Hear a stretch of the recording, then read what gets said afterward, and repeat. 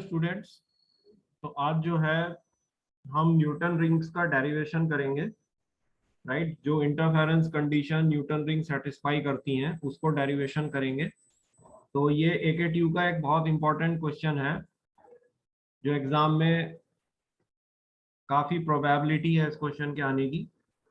तो क्वेश्चन है, deduce and explain the formation of Newton's rings in reflected monochromatic light, deduce the necessary expression for bright and dark rings.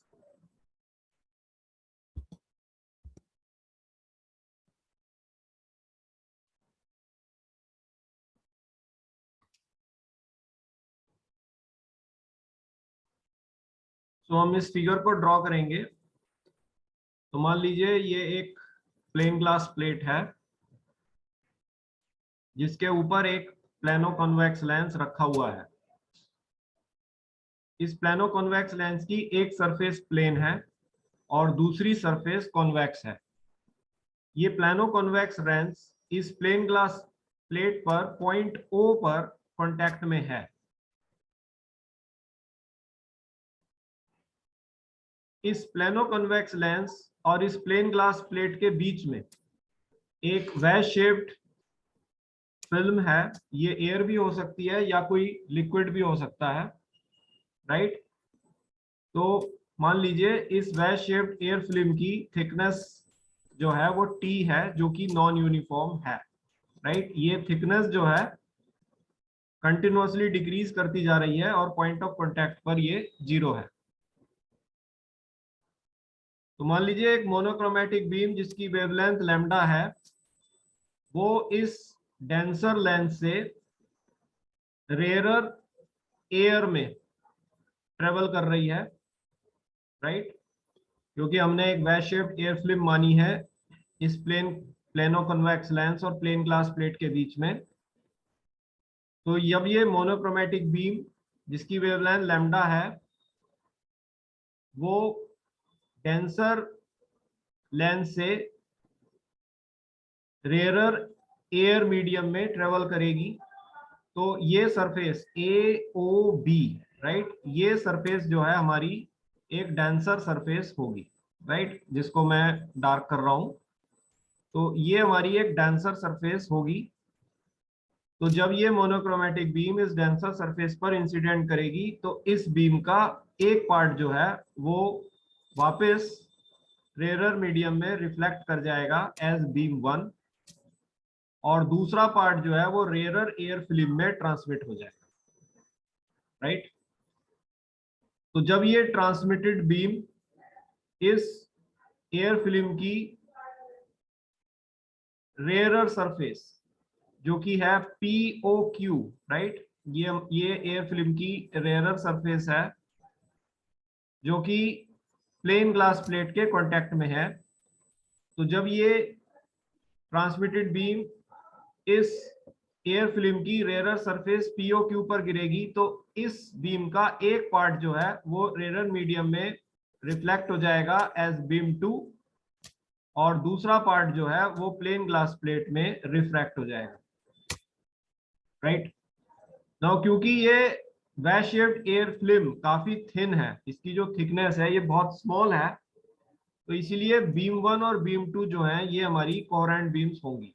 Right, so this will be our coherent beams, beam 1 and beam 2, because the thickness of the film is very small, the film is excessively thin. Right, तो ये हमारी दोनों coherent beams होंगी। तो जब ये दोनों coherent beams travel करेंगी तो ये आपस में सुपर इम्पोज करेंगी, और इनके सुपर इम्पोजिशन के कारण हमें इस वेज शेप्ड एयर फिल्म पर एक इंटरफेरेंस पैटर्न मिलेगा। क्योंकि हम एक प्लेनो कन्वेक्स लेंस यूज कर रहे हैं इसलिए ये इंटरफेरेंस पैटर्न सर्कुलर रिंग्स के फॉर्म में होगा जिनका कॉमन सेंटर ये पॉइंट ऑफ कांटेक्ट O है। राइट, तो ये जो ऑल्टरनेट डार्क और ब्राइट सर्कुलर रिंग्स बन जाती हैं इनको न्यूटन रिंग्स कहते हैं। राइट, तो ये हमारी न्यूटन रिंग्स हैं जो बेसिकली इन दोनों कोहेरेंट बीम्स के इंटरफेरेंस के कारण, राइट, इन दोनों कोहेरेंट बीम्स के इंटरफेरेंस के कारण, सुपरपोजिशन के कारण ये इस वैज शेप्ड एयर फिल्म पर बन रही हैं, राइट। और इन सभी न्यूटन रिंग्स का जो कॉमन सेंटर है वो पॉइंट ऑफ कांटेक्ट O है। तो हम लिख सकते हैं कि मान लीजिए let a monochromatic beam of wavelength lambda is incident normally. तो हमने इसमें अजम्पशन किया है कि मान लीजिए ये नॉर्मली गिर रही है, तो नॉर्मल जब इंसिडेंस होता है तो एंगल ऑफ रिफ्रैक्शन 0 होता है, तो बीम जो है बिल्कुल सीधी चली जाती है, राइट। तो इसलिए बिल्कुल हमने सीधी दिखाई है, इसको हमने बेंड नहीं किया है। So it is incident normally on thin air film introduced between plano-convex lens and plain glass plate, right? So the beam 1 is reflected from upper surface AOB of air film in contact with plano-convex lens, and beam 2 is reflected from lower surface POQ of air film in contact with plain glass plate, right? They are coherent beams. तो जो हमारी beams जो हैं अपर denser surface AOB से reflect हुई है beam 1, और lower rarer surface POQ से रिफ्लेक्ट हुई है बीम 2, ये हमारी दोनों कोहेरेंट बीम्स हैं। So the two reflected coherent beams superimposed to produce alternate dark and bright rings, right, which is an interference pattern. तो ये जो है एक सुपरइम्पोज करेंगी और हमें एक इंटरफेरेंस पैटर्न इस वैज शेप्ड एयर फिल्म पर मिलेगा जो कि ऑल्टरनेट डार्क और ब्राइट रिंग्स का होगा। The concentric circular rings of equal thickness, ये रिंग्स की थिकनेस इक्वल होगी क्योंकि इंटरफेरेंस हो रहा है और इंटरफेरेंस में थिकनेस हमेशा बराबर होती है। तो these rings are of equal thickness, तो इनका एक कॉमन सेंटर है इसलिए इनको कॉन्सेंट्रिक कहा गया है। So the concentric circular rings of equal thickness around the point of contact is called as Newton rings, right. Now क्योंकि ये एयर फिल्म एक वैज शेप्ड एयर फिल्म है, तो इन दोनों कोहेरेंट बीम्स के बीच जो पाथ डिफरेंस होगा, राइट, जब हम कंडीशन निकालना चाहते हैं इंटरफेरेंस की कि कहां पर डिस्ट्रक्टिव इंटरफेरेंस की कंडीशन क्या होगी और कंस्ट्रक्टिव इंटरफेरेंस की कंडीशन क्या होगी, तो इसके लिए जरूरी है कि हम इन दोनों कोहेरेंट बीम्स के बीच पाथ डिफरेंस को निकालें, राइट।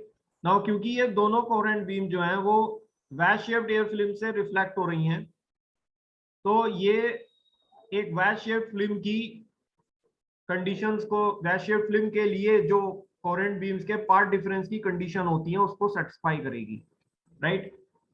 तो for wedge shaped air film the path difference delta between the two reflected coherent beam is given by, तो ये हमारा बनेगा 2 mu t cos r plus theta, right.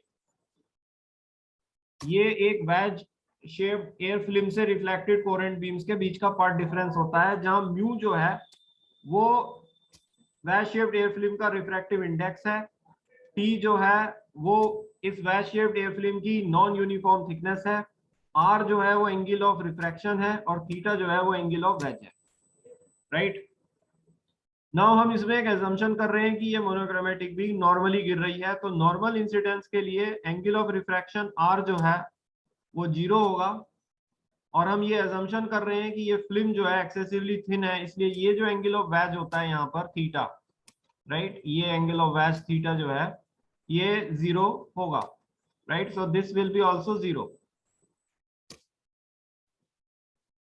तो अगर हम r को और थीटा को इसमें 0 रख रहे हैं तो हमें इन दोनों कोहेरेंट बीम्स के बीच जो पाथ डिफरेंस मिलेगा वो मिलेगा delta equal to 2 mu t cos 0 degree. So cos 0 is 1, so ये मिला delta is equal to 2 mu t, right. ये इन दोनों बीम्स के बीच के पाथ डिफरेंस होगा। नाउ क्योंकि बीम 2 जो है वो रेयरर सरफेस से रिफ्लेक्ट हो रही है, इसलिए स्टोक्स थ्योरम के अकॉर्डिंग इस बीम के पाथ या फेज में कोई भी चेंज नहीं आएगा। लेकिन जो हमारी बीम 1 है वो डेंसर सरफेस AOB से रिफ्लेक्ट हो रही है, इसलिए इस बीम 1 के फेज में पाई का चेंज आएगा और पाथ में λ/2 का चेंज आएगा स्टोक्स थ्योरम से, right. So since beam 2 is reflected from rarer surface POQ, this is the rarer surface POQ which is in contact with plain glass plate, so it will suffer no path change, इसमें कोई भी path change नहीं आएगा, it will suffer no path change हमारी जो beam 2 होगी। However beam 1 is reflected from denser surface AOB will suffer a path change of λ/2, इसमें जो है लैम्डा बाई 2 का पाथ चेंज आएगा स्टोक्स थ्योरम से, राइट। तो इस लैम्डा बाई 2 के इफेक्ट को हमें लेना पड़ेगा। तो जो इन दोनों बीम के बीच में जो एक्चुअल पार्ट डिफरेंस होगा वो मान लीजिए है डेल्टा डैश, तो ये बनेगा 2 mu t plus lambda by 2, right. तो हमने ये पाथ चेंज लैम्डा बाई 2 का दिखाया है, लैम्डा बाई 2 से पाथ चेंज हुआ है क्योंकि ये जो बीम 1 है ये डेंसर सरफेस से रिफ्लेक्ट हो रही है, तो इसमें लैम्डा बाई 2 का पाथ चेंज हुआ और इस लैम्डा बाई 2 के पाथ चेंज को हमने पाथ डिफरेंस में ऐड किया है। तो ये बना 2 mu t plus lambda by 2, right.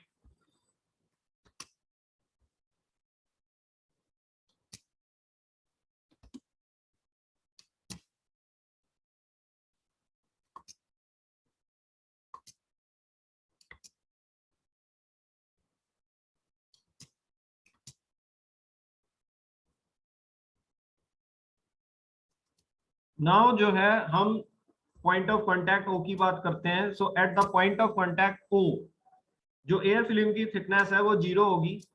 तो अगर हम जो पार्ट डिफरेंस हमने निकाला है 2 mu t plus lambda by 2, उसमें टी को 0 रखते हैं जो कि पॉइंट ऑफ कांटेक्ट की हम बात कर रहे हैं, तो इन दोनों कोहेरेंट बीम्स जो कि पॉइंट ऑफ कांटेक्ट ओ से रिफ्लेक्ट हो रही हैं, इनके बीच जो पार्ट डिफरेंस होगा वो लैम्डा बाई 2 का होगा, right. So it will be lambda by 2 path difference for the two coherent beam which is reflected from point of contact O.